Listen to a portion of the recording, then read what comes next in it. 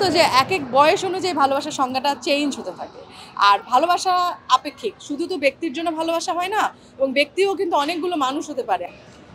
ভালোবাসার সংজ্ঞা আসলে সবসময় একই রকম। ভালোবাসা সেই আগেও যেরকম ছিল, প্রকাশটা এক এক সময় এক এক রকম হয়। ভালোবাসা মানে অন্য একটা মানুষের জন্য বিশেষভাবে অনুভূতি তৈরি হওয়া।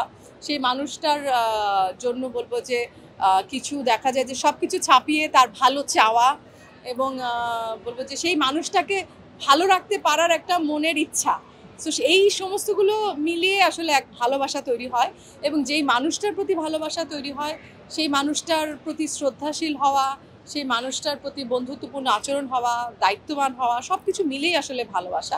আজকে পহেলা ফাল্গুন, আমার কাছে পহেলা ফাল্গুন বলবো যে ভালোবাসার প্রতীক, এবং বিশ্ব ভালোবাসা দিবস তো সারা বিশ্ব ভালোবাসা দিবস হিসেবে পালন করে। তো আমার কাছে পয়লা ফাল্গুনের মাহাত্ম্য বেশি, আর দুটোই এখন একদিনে হয়ে গেছে। আর বলবো যে এই ভালোবাসা দিবসে আমি উপহার পেয়েছি আমার যিনি পার্টনার FS9, তার কাছ থেকে চলচ্চিত্র জলে জলে তারা। এটা আমার কাছে অসম্ভব বড় একটা পুরস্কার, মানে ভালোবাসা দিবসের গিফট। আমার মাত্রই সিনেমা দেখে বের হলাম, খুব ভালো লাগলো, এবং সবার অভিনয় অসম্ভব ভালো লেগেছে। যেটা বলবো যে একটা বাংলা সিনেমায় এতগুলো গুণী শিল্পী আছে, তাদের সবার অভিনয় দেখে মুগ্ধতা নিয়ে বের হলাম। সো ভালোবাসা দিবসটা এভাবেই শুরু হলো, এবং আমাদের দুজনের, আমার এবং নাইমের এই ভালোবাসা দিবসে 5 ফোড়ন গেল হানিফ সংকেত ভাইয়ের পরিচালনায়, ভালোবাসার 5 ফোড়ন।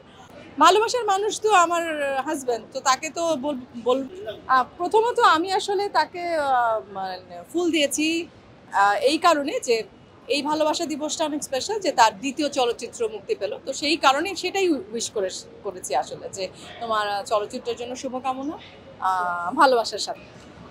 ভালোবাসার সংজ্ঞা আসলে সবসময় একই রকম। ভালোবাসা সেই আগেও যেরকম ছিল, প্রকাশটা এক এক সময় এক এক রকম হয়।